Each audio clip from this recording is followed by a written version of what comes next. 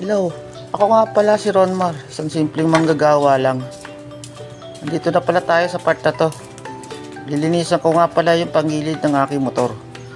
Gawa ng nalubog sa baha kanina paghatid ko sa aking asawa sa trabaho. So ito, sinecheck ko yung ano niya, clutch niya, clutch assembly, kung okay pa ba. Goods pa naman. Then nung sinunod ko naman check yung lagayan ng bola. Paghugot ko nakita ko bakit parang ang itim. So inamoy ko bako. Kala ko nag-leak yung langis ko. Pero nung tinignan ko, parang yung krasa na sunog na ewan. Baho niya nga, inamoy-amoy ko pa, no? Tapos sa part na to, chinek ko na rin kung ano, madumi na siya. Kasi ito na yung time na para linisan natin yung pagiging natin. Ginamitan lang natin yan ng Joy.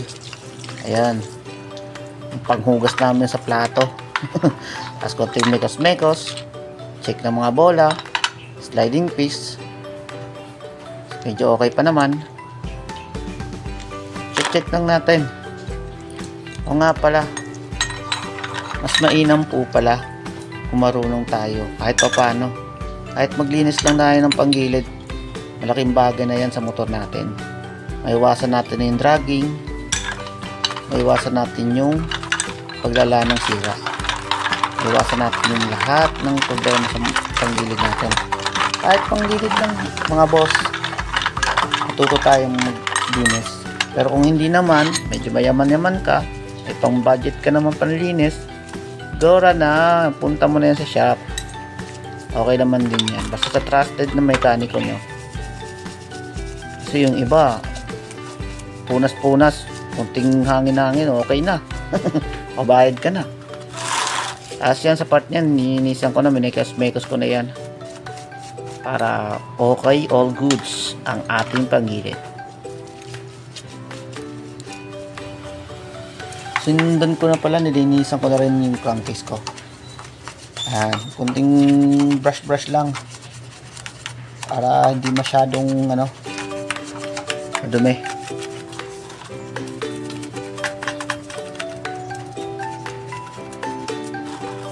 Makikita nyo, brush ko talaga yan. Ayan, mga pare ko eh.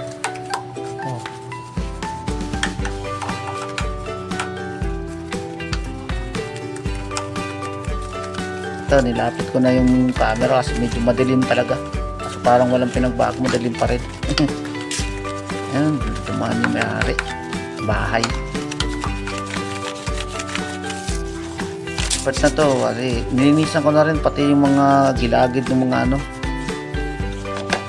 yan, sa taas, yung air filter, yung lagayan, nilinisan ko na rin yan. Yung ilalim, yung lagayan sa double stand, ninasan ko na rin yan. Kapal, nandiyan naman din na. Damayin na natin pati itong likod na to sa may gulong. Dami na natin yan. Part na to, nilinisan ko na yung cover ng air filter. At sa part na din ito, tinawag ako na may-ari ng bahay. Papacheck din daw yung niya, yung e-bike niya. Gawa ng alog daw yung manibela. Ay, kuya, check mo na. Alogin mo nga kuya, tingnan natin.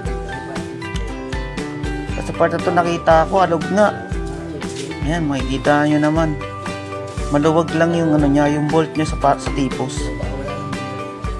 Sabi ko, kailangan higpitan yung kuya. Pero wala tayong panghigpit kasi malaki yung bolt na nakalagay doon. Sabi ko, kung tinatanong ko siya kung meron siyang yabi tubo, wala daw.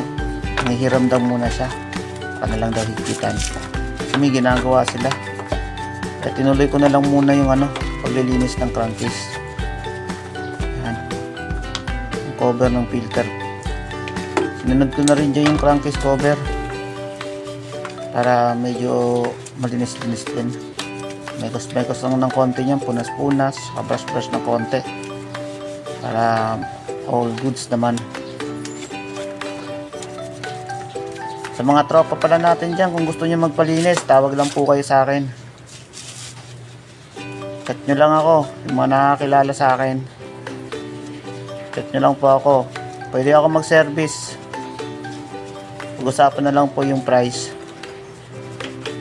Mag-service po din ako. Linis ng panggilid, change oil, palit spark plug, palit ng gear oil, brakes, linis, fuel filter. Naglilinis po, natatanggalin po ako niyan, papalit din po ako ng fuel filter. Medyo kulang pa rin kasi ako sa gamit, kaya limitado lang po yung kaya kong gawin. Pero kung magpapalinis lang po kayo ng mga panggilid, change oil, brake cleaning, front and rear, yan, tawagan nyo lang po ako. I-service lang po kayo. Pati ito nilinisan ko na rin, pati yung loob sa loob ng makina. Pinasbrush ko lang yan kasi medyo natalsikan ng putik. So, maulan din naman, ganun din. Mamaya matatalsikan din. Pero mas maganda na yun. Mas mainam na yung mababawasan. Nilinisan ko na rin to. Binanlawan ko na rin po yan ng tubig. Linis yan. Sa mga tropa, pwede naman pwede naman panlinis ng tubig, sabon. Pero basta siguraduhin lang pumapunasan ng maigi at matuyo. Para maiwasan yung pagkakalawang. Siguraduhin po natin na tuyong-tuyo po sila. Pero mas mainam din. Pwede din naman gumamit ang gas. Kaso ngayon, mahal kasi ang gas. Kaya hindi ako gumamit ang gas. At nilis ko na lang yan ng tubig. Pupunasan lang naman po ng maigi yan. Para matuyo.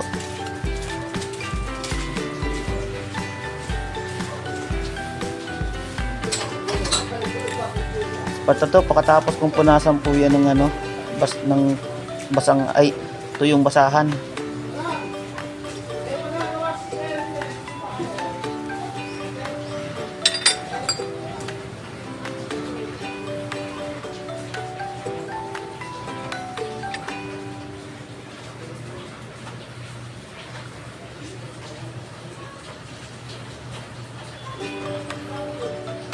Patingin-tingin pa ako dyan.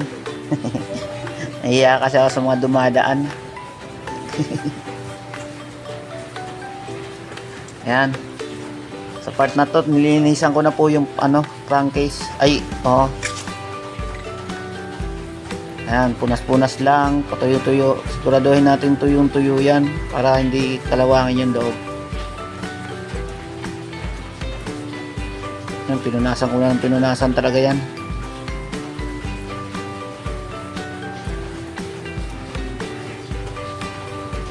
Siya nga pala, mga topa, baka naman palambing, papalo, palike na lang po ng video. Maraming salamat. Pagkatapos na lang po yung panonood. Ganyan lang naman po yung ginagawa ko pag naglilinis ako ng panggilid. Maraming salamat po.